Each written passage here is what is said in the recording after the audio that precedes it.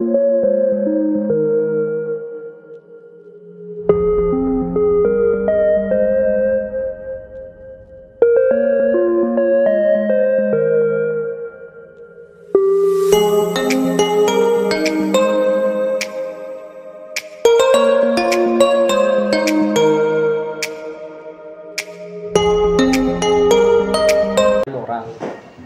terima kasih.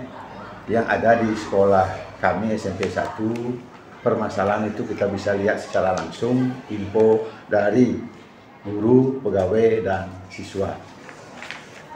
Itu yang pertama ya.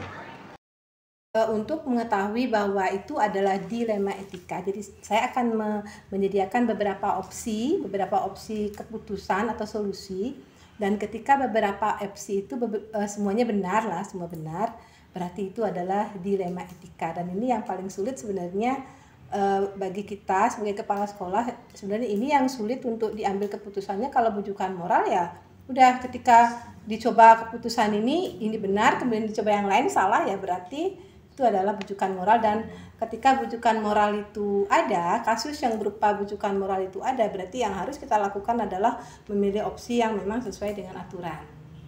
Kalau dilema etika, berarti dia akan ada opsi-opsi lain yang sebenarnya yang sama-sama benar. A diambil keputusannya benar, B juga boleh. Nah, seperti itu. Gitu.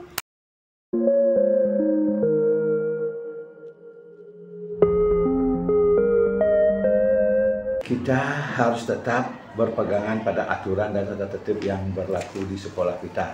Walaupun di satu sisi ada siswa yang melanggar karena keadaan yang membuat mereka begitu, tetapi tetap kita berikan pemahaman bahwa perbuatan itu adalah salah, melanggar aturan, dan bertentangan dengan norma-norma yang ada di sekolah kita.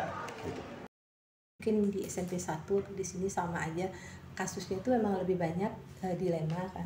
Karena ketika bujukan moral ya kita udah pasti tahu kita nggak boleh melakukan hal yang di luar itu kan. Nah, dilema etika ini saya biasanya gini. Yang pertama kan harus yakin dulu bahwa itu adalah kasusnya dilema kan. Nah, kemudian setelah itu saya pasti menganalisis dulu siapa saja yang akan terlibat ketika satu keputusan diambil kan. Apakah akan melibatkan sekolah, melibatkan orang tua, nama baik sekolah, nama baik orang tua, siswa, kan itu yang pertama. Kemudian akibat-akibatnya apa saja yang akan terjadi ketika saya ngambil keputusan A atau keputusan B. Kemudian mana dampak keputusan mana yang memiliki dampak yang paling baik gitu. Nah, kemudian setelah yakin dengan itu, baru sediakan beberapa opsi gitu. Beberapa opsi keputusan. Setelah itu saya ngajak teman-teman, biasanya mengajak teman-teman untuk memilih ke solusi-solusi. Biasanya solusinya datang sih dari kita dulu.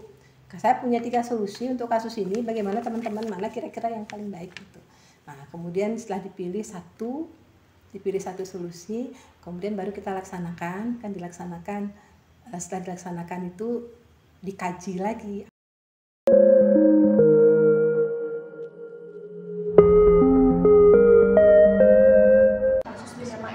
Iya, yang paling efektif adalah dengan komunikasi 2 arah dan pendekatan atau menunjuk tim yang disuruh untuk menyelesaikan. Yang efektif tuh memanfaatkan teman-teman. Yang paling efektif itu adalah berkolaborasi dengan teman-teman di sini yang notabene mereka kan orang-orangnya asli tunjuk, senior-senior, jadi lebih banyak berkoordinasi sama mereka.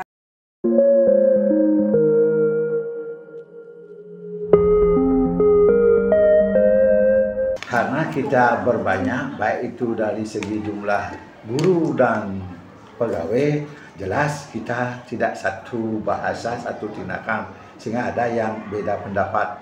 Beda pendapat itulah yang kita berikan pemahaman, komunikasi bahwa itu adalah pelanggaran etika moral gitu. Jadi beda karena banyak pasti ada beda pendapat itu tantangannya. Tapi pendapat itu kita tidak bisa biarkan artis itu aja, pasti harus kita sinkronisasi. Okay? Tantangan terbesarnya terutama bukan hanya di sini ya, kemarin di SMP 1 juga saya tuh orangnya terlalu care based thinking ya. Ya. Ya, Saya. kan ada 3 tuh, yang rule based thinking, yang end based thinking, dan care based thinking. Asmara nama kayak care based thinking terlalu peduli gitu loh sama orang. Jadi kadang-kadang keputusannya itu terlalu mementingkan ini ke dalam gitu. Nah itu tantangan dari diri sih sebenarnya. Makanya akhirnya kalau kemarin di SMP 1 itu pasti ngajak mau tuju niati konsul, karena yo kan orangnya saklek dengan aturan kan, jadi kita padukanlah di situ antara rule based thinking sama care based thinking. Jadi pangseng terlalu ini. Kalau di sini dia punya teman juga yang di kurikulum itu dia juga dia saklek, artinya dia aturannya gini bu, artinya care based thinkingnya kita itu dipadukan dengan yang rule based thinking, jadinya gini dia.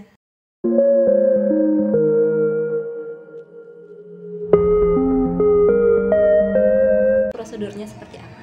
Jadi tergantung dari pelanggaran yang dilakukan oleh siswa. Kalau pelanggarannya itu bisa diselesaikan dengan langsung, kita selesaikan secara langsung.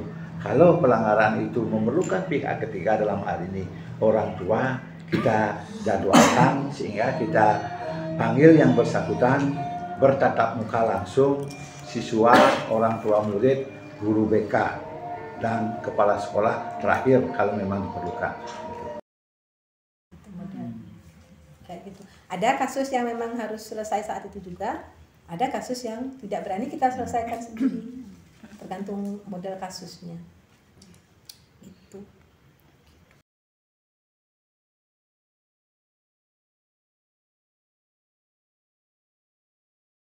Jelas ada, karena di sekolah itu ada beberapa guru mata pelajaran yang khusus menangani siswa adalah guru BK atau bimbingan karir, dan tidak menutup kemungkinan bisa juga dibantu oleh wali kelas, guru yang mengajar di kelas maupun wakasek yang ada di sekolah tersebut. Sekarang tidak nanya sama siapa langsung, tetapi kalau kasusnya itu sudah kayak kita bingung gitu, banyak teman-teman di kepala sekolah yang bertanya biasanya, dari teman-teman yang ya di MKKS, Pak Kadis ya, Pak Kadis juga kadang-kadang nelpon beliau atau chat beliau, Pak saya gini gimana adik gitu, atau Bu Kabid gitu biasanya. Kalau sebelum itu ya pasti di sini dulu teman-teman di sini dulu. Setelah temannya tidak di sini tidak bisa, kita ini baru ke sana. Kalau udah bisa sendiri ya sendiri aja.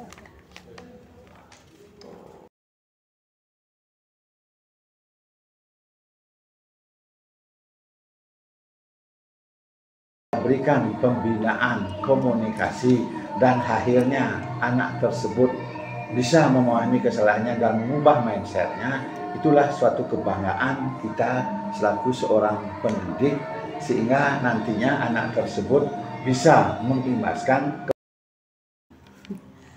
Ternyata jadi kepala sekolah maupun guru juga sama ya, berpikir panjang atau mengaktifkan otak luhur itu sangat penting. Ya kan belajar otak luhur, otak human itu kan artinya ketika kita menghadapi sebuah kasus, jadi kita tidak bisa langsung ketika melihat si anak itu dia nyogok timpalan gitu misalnya, dorong temennya, belum bisa kita memutuskan bahwa dia itu salah karena dia kita tidak tahu apa yang terjadi sebelumnya kan. Nah seperti itu. Pembelajaran yang kemarin di guru penggerak itu mengajarkan kita untuk berpikir lebih panjang lagi, menganalisis artinya. Menganalisis udah tekan yang permasalahannya, itu yang pertama. Kemudian yang kedua komunikasi itu menjadi hal yang paling urgent dalam penyelesaian sebuah kasus.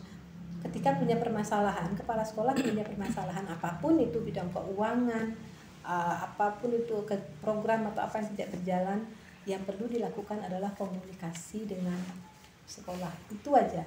Kalau sudah komunikasi yakin selama ini diterapkan di sini ya. Kalau tadinya ada gap, ada permasalahan, ini sering cerita sama G. Aris, setelah komunikasi itu udah ternyata hanya sedikit miss gitu loh, miskomunikasi udah selesai. Nah seperti itu komunikasi, ya itu aja sih, komunikasi dengan berbagai pihak, dengan intern maupun ekstern, banyak belajar. Ya, selesai. Ya.